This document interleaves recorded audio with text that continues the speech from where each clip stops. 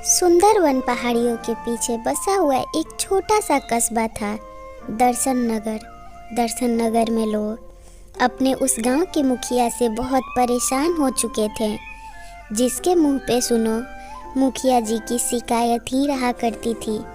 उस गांव के सभी गरीब लोग अब ये योजना बनाते थे कि कैसे इस बार की वोटिंग में वो लोग मुखिया जी को हटा देंगे। ठंड की कहर आ चुकी थी। गांव के मजदूर ठंड से घर में छिप चुके थे। उनके पास बचे खुचे राशन के सामान थे, जिससे कि उन्हें चिंता सताने लगी थी। आगे चल के उनका क्या होगा, उनके बच्चे को खाना नहीं मिलेगा।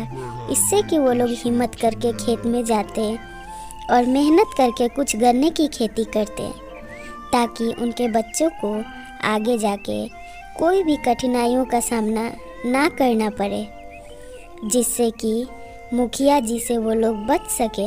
लेकिन उनके गन्ने की खेती पर भी मुखिया जी की नज़र पड़ जाती और वो उन मज़दूरों के खेत में चले जाते और सबसे उनकी गन्ने की मांग करने लगते। गांव वाले बहुत परेशान हो जाते। इधर मुखिया जी अपनी पत्नी के साथ बात कर रहे थे कि कैसे इस बार वो लोग इस गांव वालों की आगे की कमाई छीन लेंगे। योजना बना के उनकी पत्नी अगले ही दिन निकल पड़ती। एक गरीब समोसे वाला था जो कि समोसा तल रहा था। उसके यहाँ दुकान पे जाके मुखिया जी की पत्नी बड़ी बड़ी भाषण देने लगती और कहती, देखो मुझे आज 5 पेटी समोसे चाहिए, झट से तुम मेरे घर पहुँचा देना, मैं किट्टी पार्टी करने वाली हूँ। समोसे वाला डर के हुकारी भरता। मुखिया जी शहर में पार्टी करने गए हुए थे। उधर पार्टी से जब मुखिया जी लौट रहे थे तो देखते हैं कि घनी घन घोर बारिश में जंगल में कौवा और टुनी चिड़िया आपस में बातचीत कर रहे थे। वो लोग अपने मुखिया कौवे को बहुत इज्जत दे रहे थे, ना सिर्फ उसके सामने बल्कि उसके पीछे भी उसकी बड़ाइयों का पुल बांध रहे थे। ये देख के मुखिया जी को थोड़ा सा शर्म आने लगता। उन्हें अपनी बात याद आती और सोचते हैं कि ये पक्षी होके इतनी इज्जत बना के रखा है। कल्लू कौवा उन चिड़िया सबसे कहता, देखो मैं मुखिया तुम लोगों के लिए हूँ। इस बारिश को देख के तुम लोग बिल्कुल मत घबराना। जितने भी तुम्हारे घर उजड़े हैं, मैं तुम सबका घोंसला फिर से खुशियों के साथ मिलके बनवा दूंगा। ये बात देख मुखिया जी बहुत शर्मिंदा हो जाते। उन्हें अब समझ में आता कि मुखिया पद क्या होता है। इधर गांव में उनकी पत्नी समोसे वाले का इंतज़ार कर रही थी। तभी वहाँ से एक बूढ़ी अम्मा गुजर रही थी। बूढ़ी अम्मा से वो कहती, देखो बूढ़ी अम्मा, क्या आपने किसी समोसे वाले को देखा है? तो बूढ़ी अम्मा ने कहा कि नहीं, मैंने समोसे वाले को तो नहीं देखा। तभी वो गुस्सा के डांट फटकार लगाते हुए कहती, मैं इन सबको बताऊंगी। मैं बताती हूँ, ये लोग ज़्यादा ही मन बढ़ चुका है इन लोगों का। मैंने इनसे 5 पेटी समोसे मांगे थे किट्टी पार्टी के लिए।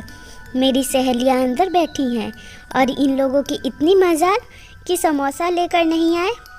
अम्मा कहती, देखो बेटा, तुम सबसे मिलजुल के रहो। अम्मा को डांट फटकार लगा के वो भगा देती। इधर गांव में लोग घबराए हुए अपना छोटा छोटा दुकान चला रहे थे। तभी गांव में शादी था। मुखिया जी अपनी पत्नी के साथ गरीबों के यहाँ शादी में पहुँच जाते। मुखिया जी को देख सारे गरीब चकित हो जाते और कहते, अरे अरे मुखिया जी आप यहाँ? मुखिया जी कहते, अरे हाँ भाई, तुम लोग हमारे गांव के ही हो और मैं इस गांव का मुखिया हूँ, तो मेरा हक बनता है कि आसपास में कोई भी कार्यक्रम हो मैं जाके देखूं और ये जांच पड़ताल करूं कि सब कुछ सही से चल रहा है या नहीं, ताकि कुछ चीज़ की कमी हो तो मैं तुम सबकी मदद कर पाऊँ। गांव वाले भरोसा ही नहीं कर पाते कि ये उनके मुखिया जी उनसे कह रहे हैं। गांव वाले खुशी से झूम उठते और मुखिया जी की जयकारा करने लगते।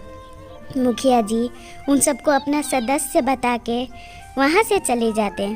अगले दिन गांव में ये शोर मच जाता कि अचानक उनके गांव के मुखिया जी को क्या हो गया। उनके तो नसीब ही बदल गए कि उनके मुखिया जी इतने अच्छे हो गए। अब वो लोग जम के मेहनत करने वाले थे, क्योंकि मुखिया जी ने उन्हें आदेश दिया था कि तुम लोग मेहनत करो और तुम्हारे बच्चों को हम पढ़ाएंगे। अब हर घर में बेटियां जन्म लेती तो औरतें घबराया नहीं करती थी, क्योंकि अब उन्हें खाने के अन्न का दाना के लिए तड़पना नहीं पड़ता। ऐसे ही करके अब सभी लोग मुखिया जी की बातें पीछे में भी उनकी तारीफ करती, ना कि शिकायत पहले की तरह, और खुशहाल अपना जीवन बिताने लगती मुखिया जी के कारण। मुखिया जी की आंखें उन पक्षियों ने ही खोल दी। ऐसी कहानी के लिए चैनल सब्सक्राइब कर ले।